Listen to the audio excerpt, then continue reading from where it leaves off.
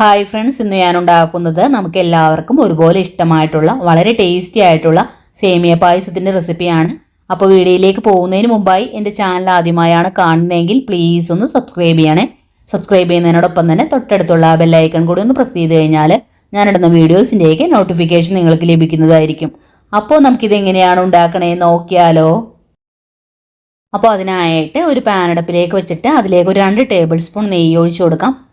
നെയ്യൊന്ന് ചൂടായി വരുമ്പോഴേക്കും ഇതിലേക്ക് കുറച്ച് കാഷ്നട്ട് ചേർത്ത് കൊടുത്തിട്ടൊന്ന് ഫ്രൈ ചെയ്തെടുക്കണം. കാഷ്നട്ട് ചെറുതായിട്ടൊന്ന് ഫ്രൈ ആയിട്ട് വന്നപ്പോൾ കുറച്ച് ഉണക്കമുന്തിരി കൂടി ചേർത്ത് കൊടുക്കുന്നുണ്ട്. കാഷ്നട്ടും മുന്തിരിയും നമുക്ക് എത്രത്തോളം വേണോ അതനുസരിച്ച് ചേർത്ത് കൊടുത്താൽ മതി കേട്ടോ. ഇതിപ്പോൾ ഫ്രൈ ആയിട്ട് വന്നിട്ടുണ്ട്. നമുക്ക് മറ്റൊരു പാത്രത്തിലേക്ക് മാറ്റാം.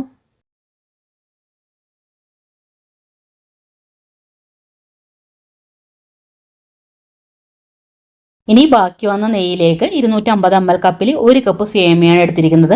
അപ്പോൾ അത് ചേർത്ത് കൊടുത്തിട്ടൊന്ന് വറുത്തെടുക്കാം. ഞാനിവിടെ വറുത്ത സേമിയാണ് എടുത്തിരിക്കുന്നത്. വറുത്തതായാലും ലോ ടു മീഡിയം ഫ്ലെയിമിൽ വെച്ചിട്ട് ചെറുതായിട്ട് ഇതുപോലെ ഒന്ന് സോട്ട് ചെയ്തെടുക്കണം. വറുക്കാത്ത സേമിയാണെന്നുണ്ടെങ്കിൽ അതിൻ്റെ കളർ മാറി വരുന്നത് വരെ വേണം വറുത്തെടുക്കാൻ. ഇപ്പോൾ സേമിയ ഒരു 2 മിനിറ്റോളം ഒന്ന് വറുത്തെടുത്തിട്ടുണ്ട്. ഇനി നമുക്കിത് മറ്റൊരു പാത്രത്തിലേക്ക് മാറ്റാം. ഇനി അതേ പാനിലേക്ക് ഞാനിവിടെ ഒരു 4 ടേബിൾ സ്പൂൺ പഞ്ചസാര എടുത്തിട്ടുണ്ട്. അത് ഇതുപോലെ ഒന്ന് വിതറിയിട്ട് കൊടുക്കാം. പഞ്ചസാര ഒന്ന് കാരമലൈസ് ചെയ്യാനാണ്. മീഡിയം ഫ്ലെയിമിൽ വെച്ചിട്ട് വേണം പഞ്ചസാര ഒന്ന് കാരമലൈസ് ചെയ്യാനായിട്ട്. ഇപ്പോൾ കളറൊന്ന് മാറി വന്നിട്ടുണ്ട്. ഇതുപോലെ ഒന്ന് ഇളക്കി കൊടുക്കാം. പഞ്ചസാര എല്ലാം കാരമലൈസ് ആയതിനു ശേഷം പിന്നെ ചേർത്ത് കൊടുക്കേണ്ടത് 1.5 ടേബിൾ സ്പൂൺ ബട്ടറാണ്. ബട്ടർ ചേർത്ത് കൊടുത്തിട്ട് നന്നായിട്ട് തന്നെ ഇളക്കി കൊടുക്കണം. ബട്ടർ ഒന്ന് മെൽറ്റായിട്ട് വരണം. അപ്പോൾ ബട്ടർ എല്ലാം മെൽറ്റായി ഇതുപോലൊരു കളറായി വന്നിട്ടുണ്ട്. ഈ സമയത്ത് നമുക്കിതിലേക്ക് ചേർത്ത് കൊടുക്കേണ്ടത് 1/4 കപ്പ് കണ്ടൻസ് മിൽക്കാണ്. അപ്പോൾ അത് ചേർത്ത് കൊടുക്കാം. കണ്ടൻസ് മിൽക്ക് ചേർത്ത് കഴിഞ്ഞാൽ അപ്പോൾ തന്നെ ഇതുപോലെ ഒന്ന് ഇളക്കി കൊടുക്കണം. നന്നായിട്ട് തന്നെ മിക്സ് ചെയ്ത് കൊടുക്കണം. നന്നായിട്ടൊന്ന് മിക്സ് ചെയ്തതിന് ശേഷം പിന്നെ ചേർത്ത് കൊടുക്കുന്നത് 1 ലിറ്റർ പാലാണ്.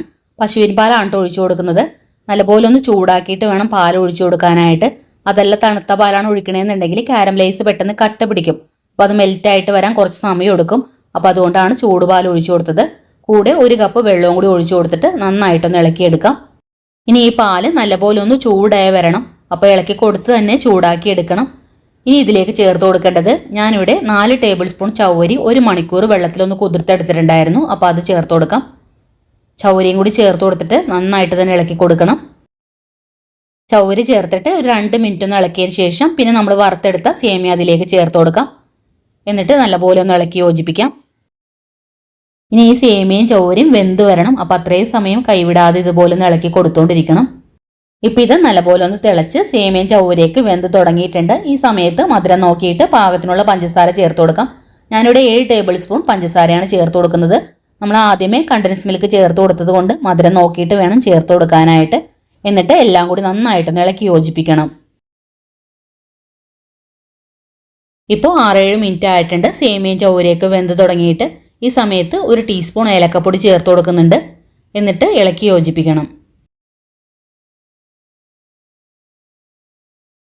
ഇപ്പോൾ സേമിയയും ചവ്വരിയൊക്കെ വെന്ത് പാകത്തിന് കുറുകി വന്നിട്ടുണ്ട്. ഈ സമയത്ത് 1 നുള്ളുപ്പും നമ്മൾ നേരത്തെ ഫ്രൈ ചെയ്ത് വെച്ച കാഷ്നട്ടും മുന്തിരിയും കൂടി ചേർത്ത് കൊടുക്കുന്നുണ്ട്. ഇനി നന്നായിട്ടൊന്ന് ഇളക്കി യോജിപ്പിച്ചതിന് ശേഷം ഫ്ലെയിം ഓഫ് ചെയ്ത് കൊടുക്കാം. കുറച്ച് നേരം കഴിയുമ്പോൾ ഒന്നും കൂടി ഒന്ന് കുറുകി വന്നോളും. അപ്പോൾ ഇത്രയേ ഉള്ളൂ. കാരമൽ സേമിയ പായസം ഇവിടെ തയ്യാറായിട്ടുണ്ട്. ഒരു തവണ ഇതുപോലെ ഒന്ന് ഉണ്ടാക്കി നോക്കണം കേട്ടോ. നല്ല ടേസ്റ്റി ആയിട്ടുള്ളൊരു പായസമാണിത്. ഉണ്ടാക്കി നോക്കിയിട്ട് ഫീഡ്ബാക്ക് മറക്കാതെ കമൻസിൽ അറിയിക്കണം. അതുപോലെ വീഡിയോ ഇഷ്ടമായിട്ടുണ്ടെങ്കിൽ ലൈക്ക് ചെയ്യാനും ഫ്രണ്ട്സിനും ഫാമിലിക്കൊക്കെ ഒന്ന് ഷെയർ ചെയ്ത് കൊടുക്കാനും ഇതുവരെ സബ്സ്ക്രൈബ് ചെയ്യാത്തവരുണ്ടെങ്കിൽ ഒന്ന് സബ്സ്ക്രൈബ് ചെയ്യാനും മറക്കരുതേ. അപ്പോൾ അടുത്ത നല്ലൊരു വീഡിയോ ഇട്ട് വരാം. Thank you for watching.